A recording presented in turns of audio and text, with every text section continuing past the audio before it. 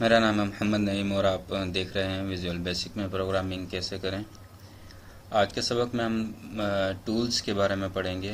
Tools, component या controls. तो start करते हैं। कुछ कंट्रोल्स का और इजाफा कर लेते हैं यहाँ से। Microsoft common controls.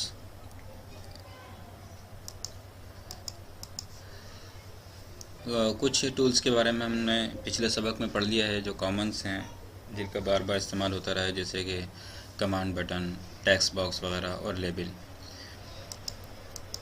एक शेप टूल लेते हैं और इसकी प्रॉपर्टीज़ के अंदर हम यहाँ से शेप को मुख्तलिफ स्टाइल के अंदर चेंज कर सकते हैं। यही चीज़ हम कोडिंग के ज़रिए करेंगे। और ये जो हम देख रहे हैं यहाँ पर 0 1 2 3 4 5 ये इसकी वैल्यू है, ये इसकी प्रॉपर्टीज़ है और हर इस प्रॉपर्टीज़ की ये वैल्यूज़ हैं। इनमें से कोई एक वैल्यू इस प्रॉपर्टी के लिए हम सेलेक्ट कर सकते हैं। मतलब ये होगा कि शेप इज़ इक्वल्स टू 1 कर देंगे तो इसका मतलब ये स्क्वायर हो जाएगा। शेप इज़ इक्वल्स टू 3 कर देंगे तो ये सर्कल हो जाएगा। तो आगे चलते हैं। थोड़ा सा इसको ट्रांसपेरेंट के बजाय इसका बैक स्टाइल बदल देते हैं। बॉर्डर कलर या बैक कलर इसका हम यहाँ से चेंज करके एक्टिव टाइटल बार या इनएक्टिव टाइटल बार रख देते हैं। और बॉर्डर स्टाइल इसका यहाँ से बॉर्डर कलर है, इसको भी हम ज़रा से चेंज करके एक्टिव टाइटल बार रख देते हैं, थोड़ा सा मुनासिब लगेगा। और इसके बाद हम यहाँ से इस शेप के साइज़ को कंट्रोल करने के लिए इस टूल का स्लाइडर का इस्तेमाल करेंगे। तो हमें ये भी अंदाज़ा हो जाएगा कि स्लाइडर को किस तरह से इस्तेमाल किया जाता है। स्लाइडर में 3 किस्म की वैल्यू हमारे पास अहम है, मिन, मैक्स और वैल्यू। तो इसको देखते हैं कि इसकी इस वक्त वैल्यू क्या है, इसकी विड्थ क्या है। इसकी विड्थ को हम लोग स्लाइडर के ज़रिए कंट्रोल करके चेक करेंगे। तो हमने देखा कि इसकी विड्थ इस वक्त 6135 है, तो हम इसको कॉपी कर लेते हैं। इसकी मैक्स वैल्यू हम दे देते हैं यहाँ से 6135। और अब देखते हैं कि ये यहाँ पर पहुँचने के बाद इसकी क्या वैल्यू होती है। तो हमने देखा यहाँ पर पहुँचने के बाद इसकी जो विड्थ है 255 है। इसको कॉपी करके हम इसकी जो मिन है, मिनिमम वैल्यूज़ जो है वो हम यहाँ पर पेस्ट कर देते हैं। अब हम इसको इसके साथ कंट्रोल करेंगे। तो इसका नाम जो है शेप 1 है और इसका नाम स्लाइडर 1 है। तो स्लाइडर 1 के क्लिक पर नहीं बल्कि इसके चेंज पर हम लोग, यानी जब इसकी वैल्यू चेंज होगी तो क्या हो, हम यहाँ शेप 1 डॉट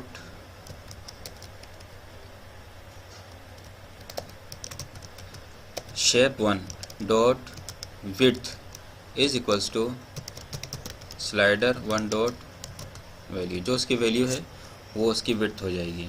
तो अब इसको ज़रा इस्तेमाल करके देखते हैं। हमने देखा कि जो हम इसकी वैल्यू जो इसकी वैल्यू इस वक्त होती है स्लाइडर की चेंज करते वक्त, वही विड्थ इसकी हो जाती है।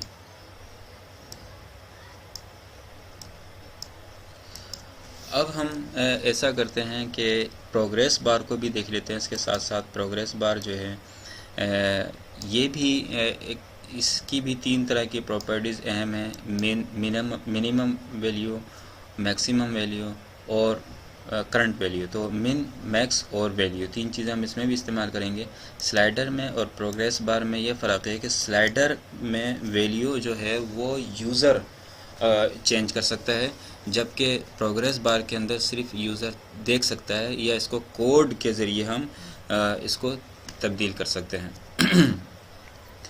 तो इसे भी प्रोग्रेस बार 1 की वैल्यू को भी इसके चेंज के ऊपर हम सेट करेंगे। हम कहते हैं सबसे पहले तो हम यहाँ आएंगे कि इसकी भी वैल्यू वही कर देंगे जो कि हमने स्लाइडर 1 की वैल्यू रखी है, मिन और मैक्स। तो हम यहाँ चेक करते हैं मिन और मैक्स क्या है स्लाइडर 1 का। तो इसमें मिनिमम वैल्यू और मैक्सिमम वैल्यू 6135 255, तो इसे भी यही कर देते हैं। 6135 और मिनिमम वैल्यू 255। ठीक है, अब हम इस पे क्लिक करने के बाद प्रोग्रेस बार की वैल्यू भी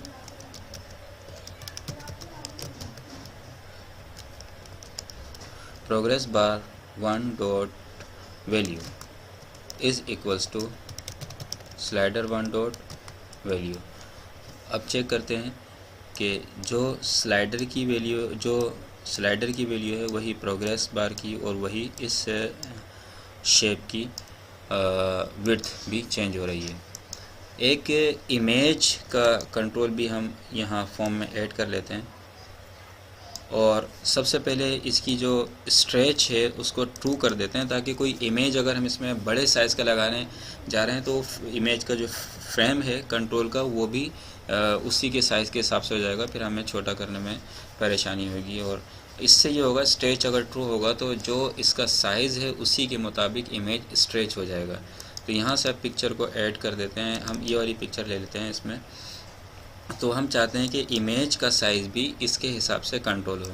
तो हम यहाँ जाएंगे और इस पर क्लिक करेंगे, image 1 dot width is equals to slider 1 dot value. तो अब हम इसको चलाते हैं।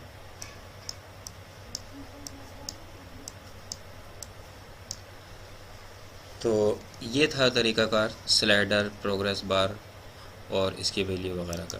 अब हम ऐसा करते हैं, कुछ और टूल्स का इस्तेमाल करते हैं, जैसे कि ऑप्शन बटन और चेक बॉक्स। इसके ज़रिए हम इसके शेप को तब्दील कर लेंगे। तो ऑप्शन बटन का इजाफ़ा हम यहाँ करते हैं।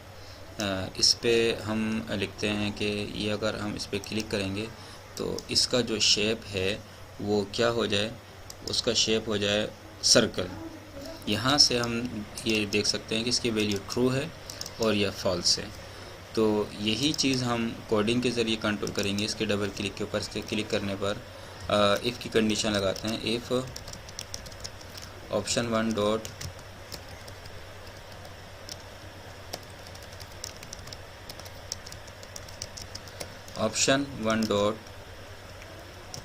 Value is equals to true, then end if. यहाँ हम लगाएंगे कि shape 1 dot shape is equals to 3 के ऊपर सर्कल है। तो यहाँ क्लिक करते हैं, यहाँ हमने क्लिक किया ऑप्शन के पर, अगर वैल्यू ट्रू थी तो ये सर्कल हो गया। और दूसरा बटन लगाते हैं। अगर यहाँ पर हमने एक और ऑप्शन लगाना है, ऑप्शन 2, और यहाँ पर हमने फिर कोडिंग करनी होगी दोबारा इसी तरह से।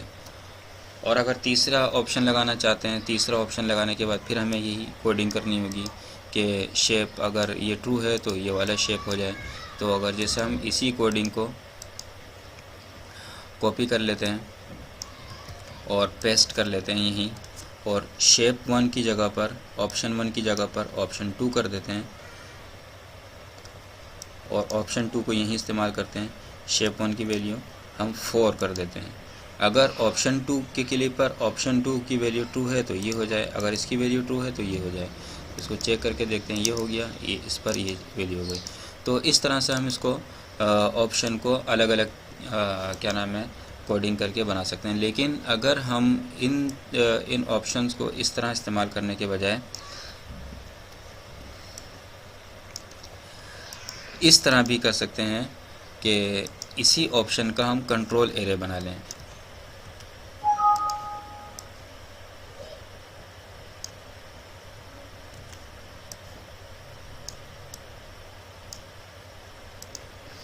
अब यहाँ हम इसको कैसे इस्तेमाल करेंगे, कंट्रोल एरे बनाने के बाद वही इफ़ की कंडीशन लगाएंगे, if index is equals to 0 then shape 1 dot shape is equals to 1, else if index is equals to, हमने वहाँ ऊपर 0 इस्तेमाल की थी, 1, then shape 1 dot shape is equals to 2, and if कर देते हैं। हमने कितने ऑप्शन इस्तेमाल किए? 3 ऑप्शन इस्तेमाल किए, तो 3 और लगा लेते हैं, एल्स इफ एक और इस्तेमाल कर लेते हैं, और यहाँ हमने कहा कि इंडेक्स 2 है तो शेप 3 हो जाए। अब हम इसको चेक करते हैं, इसके क्लिक के ऊपर शेप इस तरह से हो गया, इसके क्लिक के ऊपर हमने इसको ऑप्शन को कंट्रोल एरे बनाकर इसके क्लिक के ऊपर चेंज किया है इंडेक्स के ज़रिए। हम इस तरह भी कर सकते हैं कि हमने इस पर 4 दिया हुआ है, इस पे शेप, इस पे इंडेक्स, इस पे शेप 2 दिया हुआ है, इस पे शेप 4 4 2 3। तो ऐसा कर लेते हैं, इस पर 4 पे जो आ रहा है उसका वही नाम रख देते हैं। हमने इस पे क्लिक किया और 4 पे राउंड रेक्टेंगल है, 2 ओवल सर्किल 3।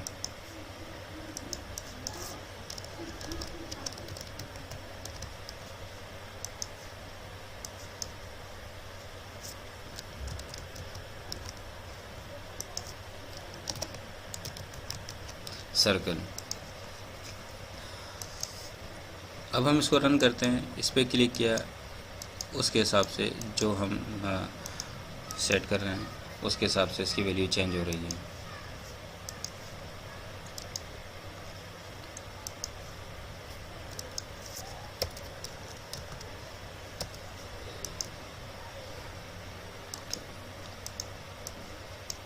इस तरह लिखने से ये कुछ थोड़ा मीनिंगफुल हो गया, और अब हम इसको रन करके चेक करेंगे तो जो कैप्शन है इसका उसके हिसाब से शेप चेंज हो रहा है। तो ये थोड़ा ज़रा मुनासिब लग रहा है, इसका हम अगर नाम चेंज कर देते हैं तो एक इस तरह से इस्तेमाल हो गया। ऑप्शन बटन किस तरह इस्तेमाल होता है एरे के साथ और एरे के बगैर, दोनों सूरतों में हमने देखा। अब हम ज़रा देखते हैं कि इसी तरह से ऑप्शन बटन को हम फॉर्म के कलर को चेंज करने के लिए या इसी के कलर को चेंज करने के लिए इस्तेमाल कर लेते हैं। इसका हम नाम रख देते हैं रेड, और कॉपी कर लेते हैं इसकी एरे की, एरे बना लेते हैं इसको भी, इसका नाम हम रख देते हैं ग्रीन, और एक और कॉपी करते हैं और इसका नाम रख लेते हैं ब्लू।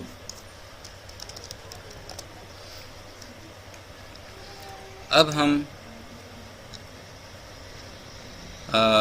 इसके कोडिंग पर ये करना चाह रहे हैं कि जब हम इस पर क्लिक करेंगे तो इसका जो बैक कलर है वो रेड हो जाए, इसके क्लिक पर ग्रीन और इसके क्लिक पर ब्लू हो जाए। तो बैक कलर ओके, इस पर क्लिक करते हैं, कोडिंग स्टार्ट करते हैं। यही हम ले लेते हैं यहाँ से कॉपी करके, copy paste, index is equals to 0 यानी ये हो, इंडेक्स इज इक्वल्स टू 1 और इंडेक्स इज इक्वल्स टू 3। तो shape 1 dot back colour is equals to, पहले पर हमने रेड रखा है तो हम लिख देते हैं। कलर इस तरह से इस्तेमाल होते हैं, उमूमन नॉर्मल कलर जो हैं, कॉमन कलर जो हैं वो हम VB रेड,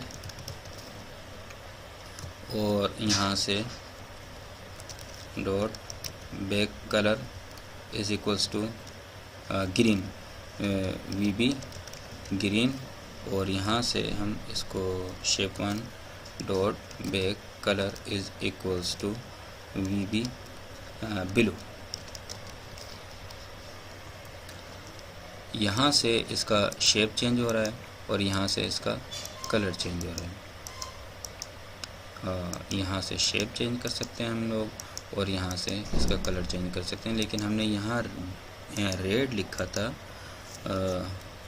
अच्छा, VB रेड,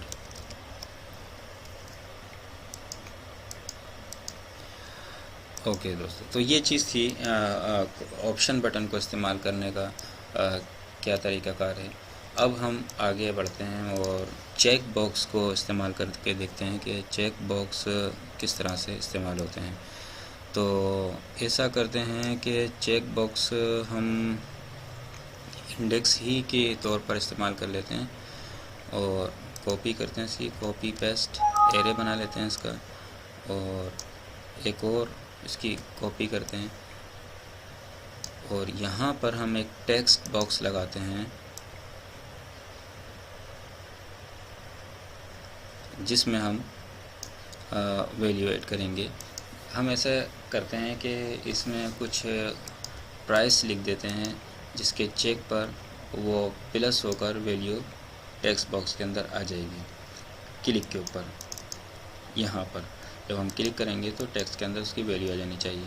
सबसे पहले इसको हम क्लियर कर देते हैं, बल्कि ज़ीरो कर देते हैं। इसमें इस वक्त अमाउंट इसका ज़ीरो है और इसके ऊपर हम इसकी चेक बॉक्स की लिख देते हैं 500 और इस पे लिख देते हैं 1000 और इसके ऊपर लिख देते हैं 10,000। तो स्टार्ट करते हैं।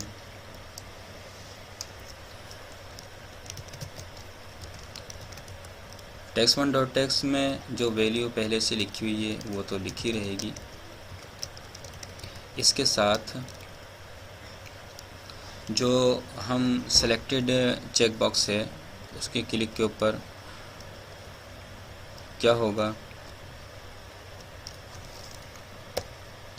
सबसे पहले तो हम इसको ऐड करेंगे यहाँ पर।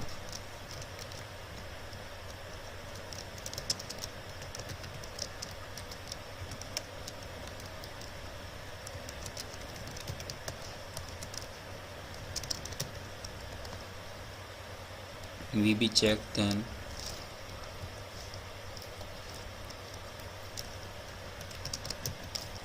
and if text1.text is equals to जो भी है, और इसके साथ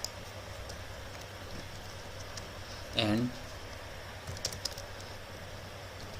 या प्लस, इसमें प्लस सेट करेंगे, प्लस check1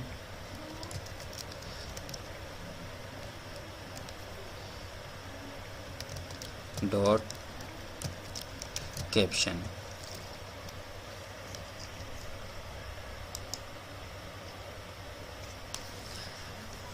तो ये देखा हमने कि इसमें जो उसका कैप्शन है वो उसमें ऐड नहीं हो रहा, बल्कि एज अ स्ट्रिंग आ रहा है। तो इसके लिए इसका क्या हल है, यहाँ पर हम वैल्यू ऐड कर देते हैं, वैल ऑफ text1.text प्लस।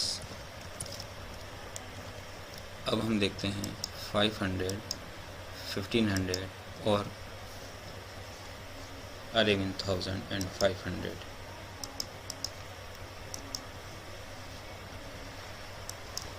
तो ये तरीक़ाकार था चेक बॉक्स को यूज़ करना एरे कंट्रोल के ज़रिए, कंट्रोल एरे के ज़रिए।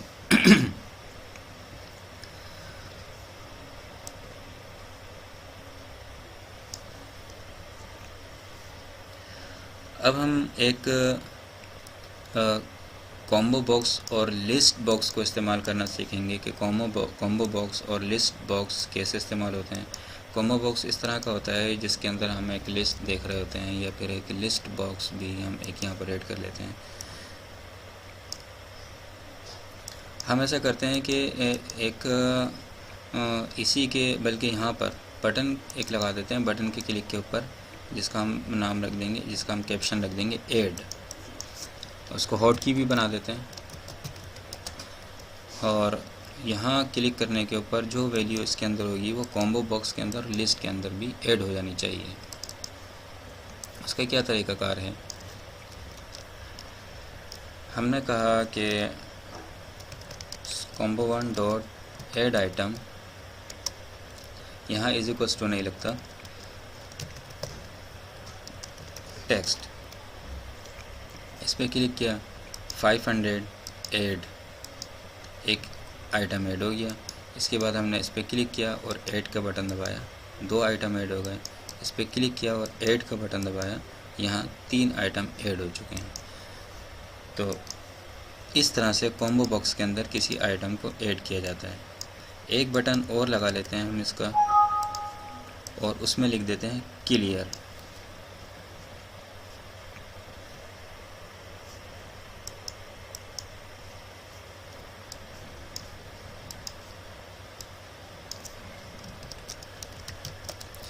जब हम इस पर क्लिक करेंगे तो जो कॉम्बो के अंदर जितने भी आइटम ऐड हो चुके हैं उनको क्लियर कर देंगे। तो उसका तरीकाकार क्या है, clear 500 add item, 1000 add item और ये ऐड आइटम। अब इसमें 3 आइटम ऐड हो चुके हैं। इस पर क्लियर पर क्लिक करेंगे तो ये तमाम के तमाम आइटम यहाँ से क्लियर हो जाएंगे। सेम इसी तरह से लिस्ट का है। लिस्ट में भी यही तरतीब है कि लिस्ट 1 डॉट ऐड आइटम,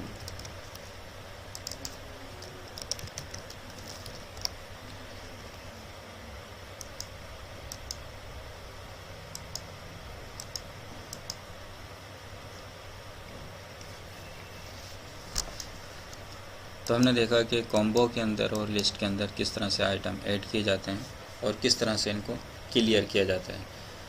और इसी में अगर हम स्टेटस बार का भी इजाफ़ा कर दें, इसको भी देख लेते हैं साथ के स्टेटस बार किस तरह से इस्तेमाल होता है। स्टेटस बार उमूमन बॉटम में एप्लीकेशन के लगा हुआ होता है, उसमें बाज़ स्टेटस दिए हुए होते हैं। तो यहाँ राइट क्लिक करके प्रॉपर्टीज़ के अंदर जाएंगे और इसके स्टेटस बार के पैनल होते हैं, इनको हम यहाँ पर से इंसर्ट कर सकते हैं। इस वक्त 1 पैनल बाय डिफ़ॉल्ट इसमें ऐड हुआ है, इंसर्ट करने पर 2 और ये 3 होगा। तो यहाँ से एक सिलेक्टेड पैनल पे जाएंगे और यहाँ इसके अंदर हम क्या लिखने जा रहे हैं, कैप लॉक्स को यहाँ शो करेगा और दूसरे पैनल के अंदर ये नम लॉक को शो करेगा और तीसरे पैनल के अंदर ये इंसर्ट स्क्रॉल टाइम वगैरह, टाइम डेट वगैरह दूसरी चीज़ें हम यहाँ ऐड कर सकते हैं। फॉर एग्जांपल हम यहाँ तीसरे पैनल में ये ले लेते हैं, फिर चौथे पैनल को भी ऐड करते हैं। यहाँ हम अपनी बाय डिफ़ॉल्ट वैल्यू ऐड करेंगे कोडिंग के ज़रिए। एक तो ये था कि यहाँ सेटिंग के ज़रिए हम इसको ऐड कर देते हैं, ओके करते हैं। और इसके बाद इसका जो पैनल का 4th पैनल है, इसका जो नाम है यहाँ से चेक कर लेते हैं, इसका नाम क्या है। इसका नाम स्टेटस बार 1 है और हम यहाँ ऐड के बटन के ऊपर या स्लाइडर के बटन के ऊपर जो इसकी वैल्यू है वो यहाँ पर शो करा सकते हैं। तो यहाँ आ जाते हैं वापस और इसके क्लिक के ऊपर हमें यहाँ वैल्यू ऐड करानी होगी। स्टेटस बार 1 डॉट पैनल्स, ये 1 है, 2 है, 3 है, ये 4th पैनल है। तो पैनल जो 4th पैनल है उसके अंदर हम स्लाइडर 1 की वैल्यू ऐड करने जा रहे हैं। तो इसको रन करते हैं और हमने देखा कि जो उसकी वैल्यू थी, करंट वैल्यू, वो हम स्टेटस बार में देख रहे हैं। इसी तरह से अगर हम यहाँ से कोई चेक बॉक्स पे क्लिक करते हैं, उसकी वैल्यू जो हम क्लिक करने पर इस टेक्स्ट में ऐड कर रहे हैं, इसी तरह से हम इसको कहाँ ऐड कर सकते हैं, पैनल के अंदर भी।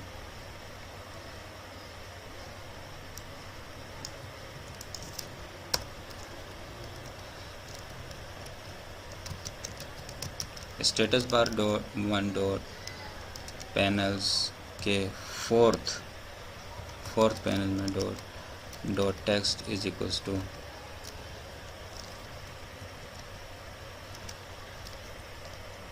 जो उसके कैप्शन की वैल्यू सिलेक्टेड है वो इसमें आ जाएगी। तो ये तरीकाकार था स्टेटस बार को इस्तेमाल करने का। इसी तरह आखिरी टूल जो हम इस सबक में देखेंगे वो है टूल बार। जैसे कि आप देख रहे हैं टूल बार, इसमें एक बहुत से इमेजेस वगैरह लगे हुए हैं और ये एक बटन है। यहाँ इसी तरह हम इसको भी इस्तेमाल कर सकते हैं। ज़रा सा इसको नीचे कर लेते हैं तमाम टूल्स को, ताकि टूल्स बार को जगह मिल जाए। यहाँ टूल बार में भी इस वक्त कोई बटन नहीं है बाय डिफ़ॉल्ट। इसकी भी प्रॉपर्टीज़ के अंदर जाएंगे, बटन पे क्लिक करेंगे, इंसर्ट बटन, जितने बटन हमें चाहिए वो यहाँ हम ऐड कर लेंगे। और बटन नंबर 3 को हम सेपरेटर बना देते हैं, तो यहाँ से इसको एक सेपरेटर पे क्लिक करके अप्लाई कर देंगे, तो ये बटन नंबर 3 सेपरेटर बन जाएगा। जैसे कि बीच में हमें एक लाइन नज़र आ रही है सेपरेटर की, इसी तरह से ये हमारे पास सेपरेटर हो गया। अब इस बटन की मुख्तलिफ़ प्रॉपर्टीज़ हैं, इसको सेटिंग वगैरह, डिज़ाइन वगैरह के हवाले से। इसमें अब इमेज किस तरह से लगाया जाता है और उसे चेक कर लेते हैं। तो इमेज लगाने के लिए हमें एक इमेज लिस्ट का कंट्रोल ऐड करना पड़ेगा। इमेज लिस्ट यहाँ ऐड कर देंगे। इसके बाद इसकी प्रॉपर्टीज़ में जाके यहाँ हमें बताना होगा कि किस साइज़ की आइकॉन हम लगाने जा रहे हैं, 16, 32 बाय 32 या 48। हम एक छोटे साइज़ की एक आइकॉन इसमें इस्तेमाल कर लेते हैं। यहाँ से इमेज को इंसर्ट करेंगे। ये कुछ आइकॉन्स हैं जो हम यहाँ ऐड करने जा रहे हैं। फॉर एग्जांपल हमने एक ये आइकॉन ऐड कर ली, दूसरी ले लेते हैं।